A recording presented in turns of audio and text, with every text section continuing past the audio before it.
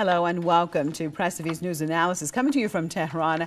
I'm Marzieh Hashemi. Thanks so much for being with us. Well, what appears to be similar to the Occupy movements that we've seen taking place all over the world. Now, this time we see the same tactics being used on the West Bank as Palestinians set up tents to protest against the Israeli expansion of more illegal settlements.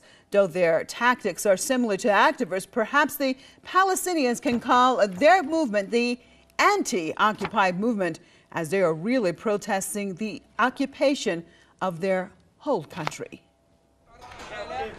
The struggle continues against Israel's land-grabbing activities in the Palestinian territories. Palestinian and foreign activists have set up this tent camp in an area known as E1 in the occupied West Bank. The land has been recently earmarked by Tel Aviv for building new settler units. These young Palestinian and foreign activists are setting up makeshift tents here to prevent Israel from going ahead with the settlement projects. The Israeli regime has warned that they must dismantle the tents or face force. The activists are shrugging off the threat. Recently, we heard of Israel's plan to build settlement units in the Ivan area. We decided to move quickly and begin making plans. We came here to the so-called Ivan area, which is a Palestinian land. We came here to build a Palestinian village called Bab al-Shams, which has many meanings: the gate to freedom, resistance, returns, and al-Quds. We are here to ascertain that this area is Palestinian and that we will remain here. Palestinian politicians have also made solidarity visits to the protest campsite. Anger is on the rise among Palestinians over the approval of thousands of new settler units by Israel. Tel Aviv approved the new units after Palestinians were granted non-member state observer status at the UN in late 2012. And it has done little to hide the fact that the settlement expansion is aimed at wreaking vengeance on Palestinians over their statehood bid. Israel's move has drawn widespread condemnation from the international community, which regards the settlements as illegal. So are they considered by the UN. In December, UN Chief Ban Ki-moon condemned Israel for its settlement building activities, and the UN General Assembly issued several resolutions against Tel Aviv for systematically violating the rights of Palestinians. I'm deeply concerned by heightened settlement activity in the West Bank, in particular around Jerusalem. This gravely threatens efforts to establish a viable Palestinian state. I call on Israel to refrain from continuing on this dangerous path. Despite growing anti-Israel sentiments among world nations, Washington has paralyzed the international community's efforts to take action against Israel's crimes. The U.S. has vetoed many resolutions aimed against Israel in recent decades, thus isolating itself by helping Tel Aviv grab more Palestinian land and kill more Palestinian children. I'd like to welcome my guest to the program from Ramallah, from the Palestinian Legislative Council, Mr. Abdullah. And from Gaza, professor at the Islamic University of Gaza, Mr. Hani al-Bassouz. Welcome both of you to the program. Well, I'd like to start off in Ramallah with Mr. Abdullah. Now, all the settlements are illegal according to international law. And yet, not only we continue to see Israel expanding the settlements, we've seen an acceleration. Why do you think, first of all, that we're seeing them accelerate with speed the amount of settlements that they are constructing? Israel is aiming at obstructing the creation of a Palestinian state by confiscating our land, building more settlements, separating the West Bank into two unconnected parts, isolating Jerusalem from the rest of the Palestinian territory. That is the aim of the Israelis, and therefore the action has been taken by our youth, our activists, to block this Israeli plan. And today I just arrived back from the village of Bab al-Shams, Sun's Door, which is thrilling how the enthusiastic crowd there, who are determined to preserve our land, to preserve our right to have a state of our own, challenging the international community, which recognized Palestine as a state less than 2 months ago, to protect this land and to protect its people, and to, even if it need to go to be taking the aggressor, the occupier, who is attacking our country, who is violating our rights, to the criminal court of justice. Well, what about that, Mr. Al-Basous? Now, Mr. Abdullah is saying that the youth are taking basically this action now in their own hand, and they're very enthusiastic. How likely is Israel going to allow them to stay out there much longer? Well, I don't think the Israeli army will let those young people to stand there for a long time. We understand from the beginning that the occupation forces in Palestine have violated international law and building more settlements in Palestine, especially in the West Bank and mainly in Jerusalem, al-Quds, for the past many years. This was accelerated as a process after the establishment or after the acknowledgement of a Palestinian state as a non-member state at the UN. Now, we can understand is the only way to stop the Israeli settlement is Palestinian youth and Palestinian young people who can stand to defend the Palestinian land in the West Bank and everywhere in Palestine. The occupation forces have never listened to the Palestinians. For the past many years, we can understand that the settlements were the main obstacles for peace, and now we can understand that the Israeli occupation forces would like to build more settlements, not to give the Palestinian people any chance to establish their own state in the West Bank and Gaza Strip as it's being recognized by the UN. And we can understand at the same time the UN itself and the United States and many European countries have done nothing to stop the Israeli settlements. And I think now what has been left for the young Palestinian people is to take an action. Such an action is to resist and to protest. We can understand at the same time that all what the Palestinian young people have been doing for the past 2 days is a non-violent protest in Jerusalem and the West Bank against the Israeli policy, and building some tents as a protest against the Israeli policy to build the new settlements in the West Bank and Jerusalem. This action by the Palestinian people might turn to violence because the Israeli army will not stop such settlements.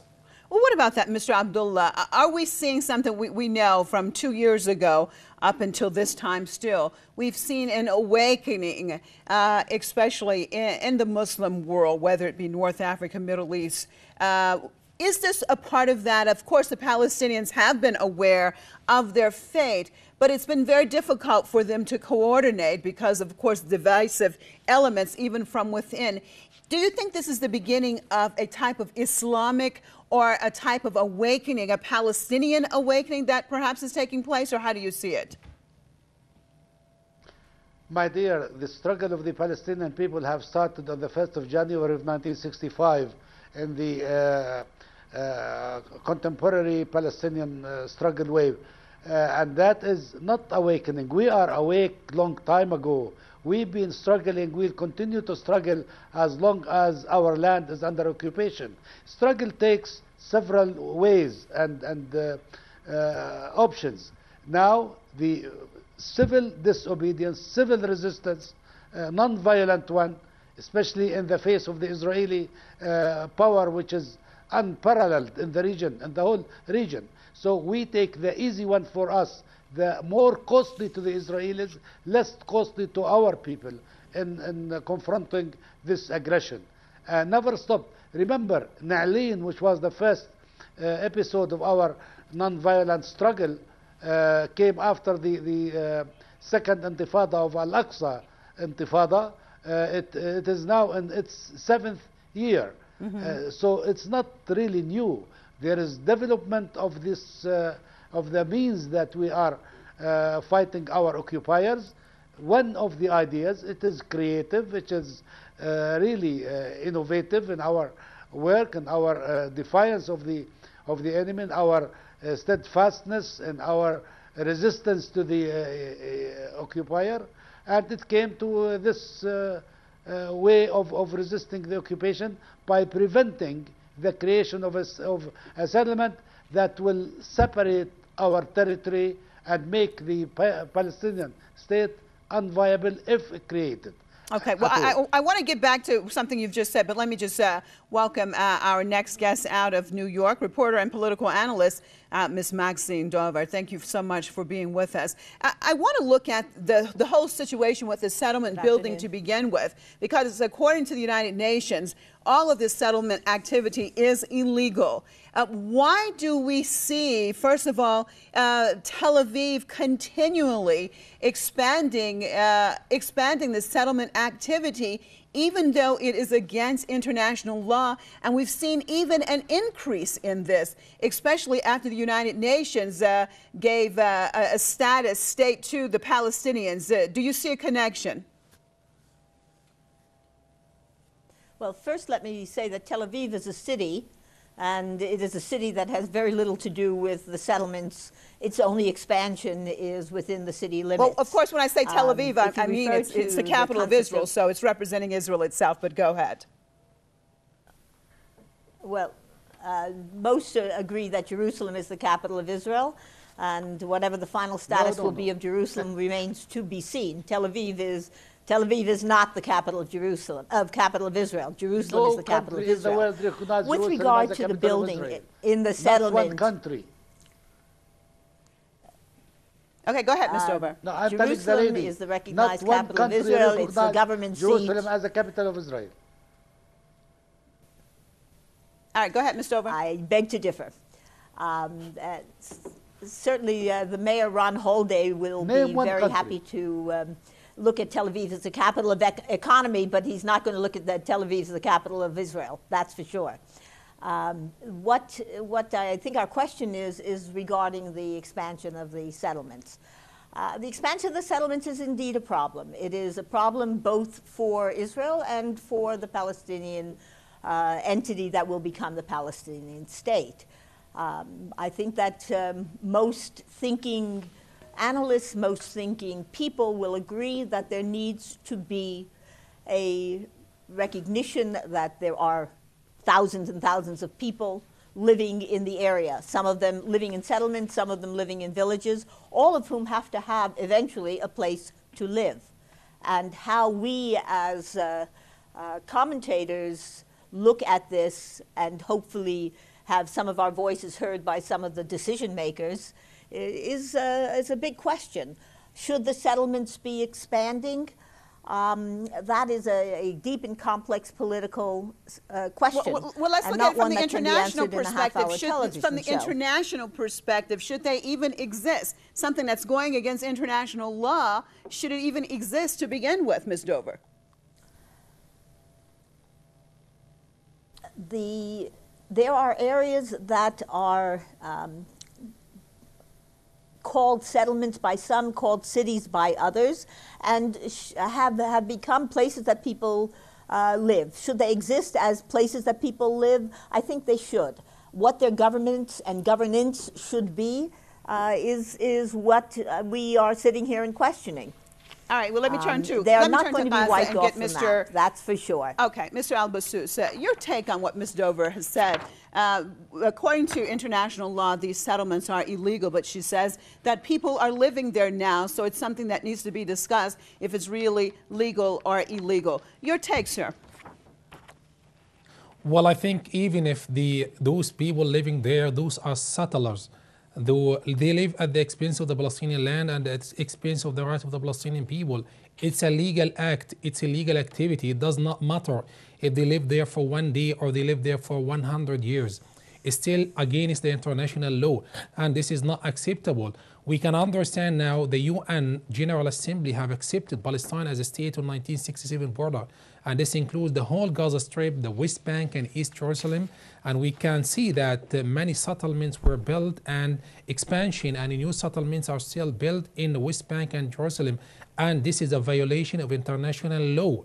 And does not matter if your guests in New York accept the fact that people living in settlements would make it legal. This is not legal, it's illegal.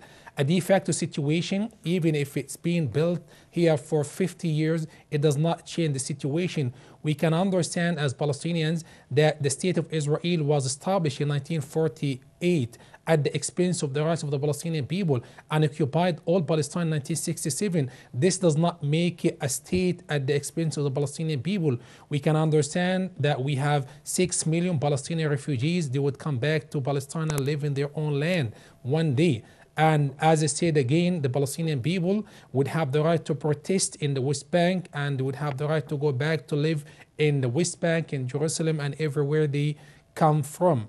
And the international law has to come to a point in which we can take such people into the court of international humanitarian law has to be implemented. Otherwise, what's going on nowadays is illegal. All right, well, let me get Mr. Abdullah back in on this.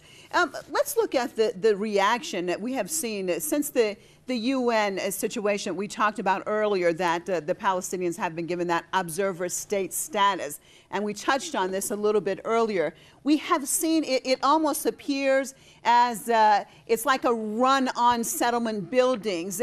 Do you consider that a total slap in the face of the international community, the way Israel has responded since that time? And if so, why do we see basically a very calm, if any, reaction from major international players? Let me tell you that Israel is becoming a pariah state. Israel never accepted, never respected any resolution taken by the Security Council or the General Assembly. Israel never accepted the consensus of the international community that the resolution of the Israeli-Palestinian conflict must be a creating of a Palestinian state on the territories occupied in 1967, which accounts for about 22% of the historic Palestine. That is a major historic compromise on the part of the Palestinians. Unfortunately, Israel, instead of going that route, Israel is pushing its people to a continued, protracted, bloodletting, violence, and disturbance in the region. And people who are trying to defend the undefendable of Israeli policies and practices are only pushing Israel to the brink of the abyss if they don't review their view and probably take the understanding of what Mr. Kissinger have taken, that if the Israeli policies continue with Mr. Netanyahu as leading these policies, for 10 years there will be no Israel. And if they are keen for keeping Israel, protecting international law, protecting the law of the Charter of the United Nations and its principles, international humanitarian law, then they should press Israel to put an end to its occupation, not to take more land of the Palestinian, not to destroy more homes of the Palestinians, not to kill more people of the Palestinians, to leave a room for reconciliation between two peoples who will be living side by side, whether they like it or not. This is the dictatorship of geography. But defending Israel outrightly, like some people we witness nowadays, it's only harming Israel and the Israelis, whether they know it or not. Ms. Dover, you seem like you want to comment on what he has said. You know, I would love to comment upon, may I comment upon the last statement? Sure. And applaud it and say that these are words of sense and these are words of civility. And I think that if you and others who perhaps are sitting in front of these cameras might influence those who make the decisions for reconciliation, for understanding the need and the reality of two people living in two states side by side, we would have a far better, more civilized, more tenable solution. The words that you've said certainly are words to be listened to. I think most Israelis, and obviously in every group, whether Israeli or Palestinian, there are always going to be those on far extremes. But the majority of people, I believe, in Palestine, the majority of people in Israel would applaud your words and look to reconciliation and look to civilized living of two people Then let us in encourage two them. states with Let us stand independence by and them. security. Look. Okay, We- Ms. Dover, we, let me take just a jump in lead, here. perhaps, and All right, we, let me just jump in here because you know, there is a huge difference. May I just comment to Go the ahead. UN Go ahead. UN statements? There is a huge difference between the multilateral statements that come out as so-called policy and the bilateral relations between Israel and her neighbors, whether her neighbors are in fact the Palestinian Authority or Jordan or Egypt, or the neighbors to the south in Africa, where there is working together, where there is progress in the areas that really create livability for people. Ms. Dover, you just talked about livability. Let me just jump in here. You talk about livability and that Israel is interested in creating that state of livability with its neighbors. How is that possible when we're looking at this situation right now with taking over more and more land, with the whole settlement buildings? We've just seen another war on Gaza. We've just had another Palestinian killed. Even today, how can you talk about that basically Israel wants to live in peace and have this civility when they're showing very, very aggressive behavior? Do you not think that this is a form of aggression? You know, as an American who looks at the multiple sides of this question, I've been involved in the study of the Middle East since I was in university. As an American, I would be ecstatic if the word reconciliation, the words two states for two people, were in fact the guiding words. The other words need to be recognition of the right of Israel to exist, and the right of the state of Israel to have its security, and of the Palestinian state to have its security. Okay, well, let me turn to Gaza. Let me turn to Gaza because I'm almost out of time. I want to give everybody a fair share in this. Your take, Mr. Al-Bassous, on this. Our guest in New York says that basically Israel wants to live in peace. However, in your perspective, the actions that it's showing and has shown, does it show that it has respect for Palestinians, can live in peace, and want to live in peace in your perspective? Absolutely no. I think the Israeli government and the Israeli occupation forces do not want peace. They do not like peace at all. They have the chance since 1993, since they signed the Oslo Agreement with the PLO, to establish a Palestinian state and to establish peace and prosperity and to have security. But we have witnessed for the past 20 years now, we have witnessed violation of the Palestinian rights, violation of the peace agreements, an attack on the Palestinian peoples in Gaza, in the West Bank, building new settlements and building settlements in the West Bank and Jerusalem. All these are violations of the Palestinian rights. How can we understand peace by what the Israeli government is doing nowadays? And I think with the support of the international community, can we look at what preceded what we? Okay, well, okay, Mr. Bassous, I'm sorry, we are out of time. I really appreciate everyone. I am so sorry, we are smack out of time, but I appreciate everyone being with us. Mr. Abdullah out of Ramallah, Ms. Maxine Dover out of New York, and Mr. Hana Al-Bassous out of Gaza. Thank you all for being with us. And thank you, viewers, for being with us. And make sure you join us right here, same time, same place, tomorrow. I'm Marzieh Hashemi signing out for myself and all the crew right here in Tehran. Thank you so much for being with us, and goodbye.